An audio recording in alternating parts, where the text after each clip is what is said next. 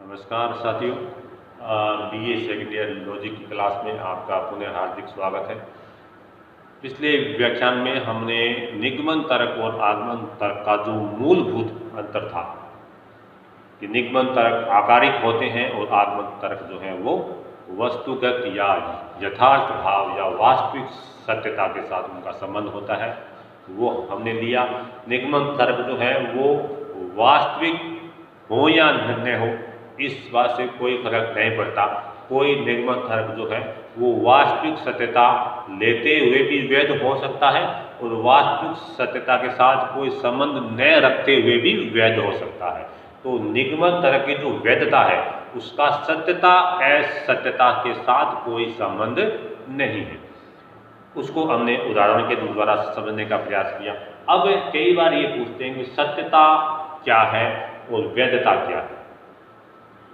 हमने तर्क वाक्य या लॉजिक के शुरुआत में जाना था कि सत्यता और वैधता का अंतर। तो सत्यता और वैधता इन दोनों का सम्मिलित रूप में भी क्वेश्चन पूछा जा सकता है और ये भी पूछा जा सकता है कि सत्यता का मतलब क्या है, वैधता मतलब क्या है, क्योंकि पूरी लॉजिक जो है आपके वो सत्यता और वैधता के कॉन्सेप्ट पर ही आधारित है। सत्यता क्या है और वैधता क्या है। तो सत्यता कोई तर्क वाक्य है, जैसे आ गया सभी मनुष्य बिल्ली है, सभी मनुष्य बिल्ली है, तर्क वाक्य आ गया है। तो इसके संदर्भ में अपने को सत्यता और असत्यता का पता लगाना है कि ये वाक्य जो होगा ये सत्य होगा या असत्य होगा। अकेले तर्क वाक्य जब भी सत्यता की अपने बात करेंगे तो वो अकेला तर्क वाक्य हमें दिया हुआ होगा। कोई भी वाक्य, सभी मनुष्य कौवे हैं, कुछ मनुष्य ईमानदार हैं, कुछ कवि शराबी हैं, कुछ पंखे हवा है, कोई भी वाक्य उसमें अकेला तर्क वाक्य सत्यता पद का प्रयोग जो होगा वो अकेले तर्क वाक्य के साथ किया जाएगा, जबकि वैधता का संबंध जो है वो अकेले तर्क वाक्यों के साथ नहीं किया जाएगा। वैधता का संबंध युक्ति के साथ होगा। कोई एक तर्क वाक्य आ गया, कोई एक वाक्य आ गया, उस वाक्य के संदर्भ में हमसे नहीं पूछा जाएगा कि यह वाक्य बताओ, यह तर्क वाक्य आप बताओ, यह प्रतिज्ञप्ति आप बताओ कि वैध है या अवैध, हमसे यह नहीं पूछा जाएगा। वैधता की बात जहां भी आएगी तो युक्ति साथ में आएगी। वैधता की बात जहां भी आएगी युक्ति साथ में आएगी। तो पहला जो इसका अंतर है वो ये है कि सत्यता जो है वो तर्क वाक्यों का गुण है। सत्यता तर्क वाक्यों का गुण है। कोई तर्क वाक्य सत्य है तो उसका सत्यता मूल्य सत्य हो जाएगा, कोई तर्क वाक्य असत्य है तो उसका सत्यता मूल्य असत्य हो जाएगा। तो सत्यता जो है वो तर्क वाक्यों का गुण है, तर्क वाक्यों का गुण है, जबकि वैधता जो है यह युक्ति का गुण है, युक्ति का गुण है। कोई युक्ति जो होगी वो सत्य असत्य नहीं होगी, कोई युक्ति होगी वो केवल वैध या अवैध होगी। कोई तर्क वाक्य जो है वो वैध या अवैध नहीं होगा, कोई तर्क वाक्य केवल सत्य या असत्य ही होगा। मैंने शुरू में ये बात बोली थी कि तर्क वाक्य या तो सत्य होगा या असत्य होगा, युक्ति जब भी होगी तो वो या तो वैध होगी या अवैध होगी।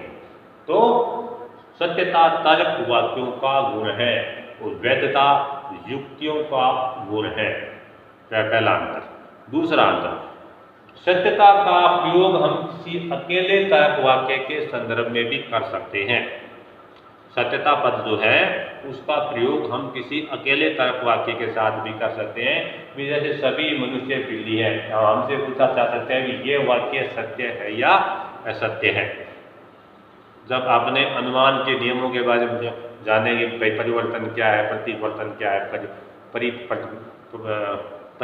प्रतिवर्तन क्या है या विपर्य क्या है, तब हम ये जानेंगे कि अकेले तर्क वाक्य के साथ सत्यता का प्रयोग हम किस प्रकार से कर सकते हैं। तो अभी हमें इतना जानना है कि सत्यता का प्रयोग, सत्यता जो पद है इसका प्रयोग अकेले तर्क वाक्य के साथ भी किया जा सकता है, जबकि वैधता का प्रयोग अकेले तर्क वाक्य के साथ नहीं किया जा सकता। वैधता का प्रयोग तर्क वाक्यों के ऐसे समूह के साथ होगा जो कि एक युक्ति के रूप में गठित होंगे। वैधता का संबंध किसी एक तर्क वाक्यों के ऐसे समूह के साथ होगा जो कि एक युक्ति के रूप में गठित होते हैं। जब भी तर्क वाक्यों का कोई समूह युक्ति के रूप में गठित हो तो उसे सिलोजिस्म कहते हैं, उसे न्याय वाक्य कहते हैं। जैसे जब कई तर्क वाक्यों का समूह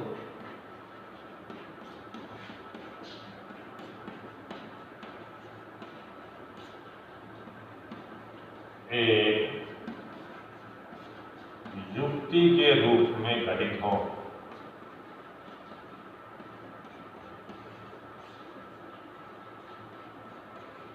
जब कई तर्क वाक्यों का समूह जब कई तर्क वाक्य एक युक्ति के रूप में आए, जब कई तर्क वाक्यों का गठन एक युक्ति के रूप में आए तो उसे न्याय वाक्य या सिलोजिस्म कहते हैं। न्याय वाक्य पूछा जा सकता है कि न्याय वाक्य क्या है। जब कई तर्क वाक्यों का गठन युक्ति के रूप में आए तो उसे न्याय वाक्य कहते हैं। न्याय वाक्य जब भी होगा उसमें एक से अधिक तर्क वाक्य होंगे और एक और केवल एक तर्क वाक्य जो है वो निष्कर्ष के रूप में आएगा। न्याय वाक्य क्या है?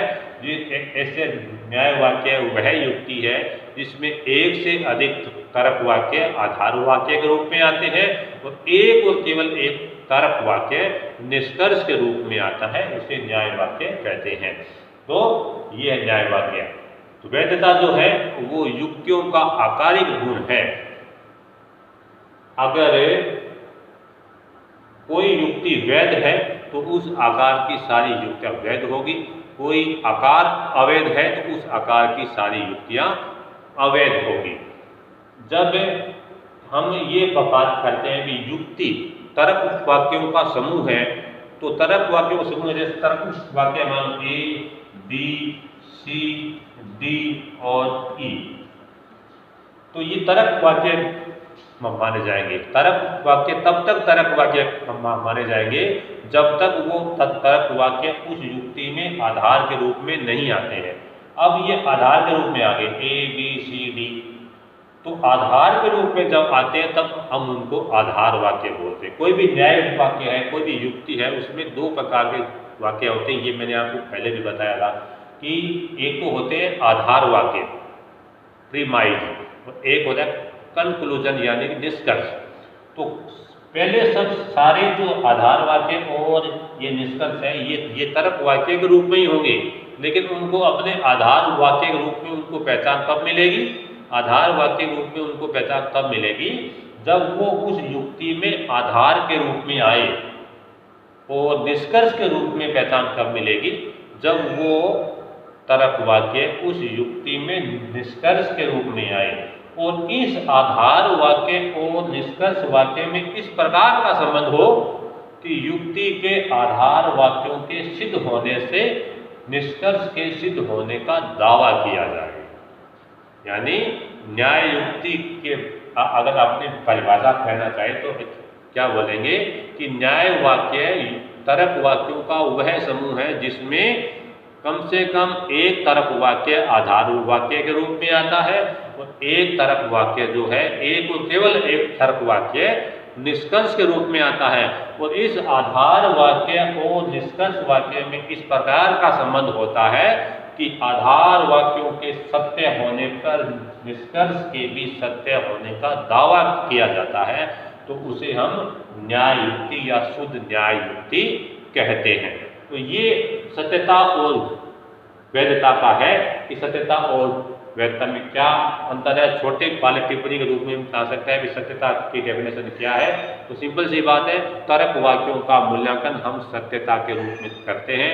तो तर्क वाक्य, अकेले तर्क वाक्य, सत्यता जो पद है वो ऐसा है जिसको हम अकेले तर्क वाक्य के साथ भी प्रयुक्त कर सकते हैं, जबकि वैधता जो है इसका संबंध, इसका प्रयोग केवल युक्तियों के संदर्भ में किया जाता है और कोई भी युक्ति वैध या अवैध अपने आकार के कारण होती है। धन्यवाद।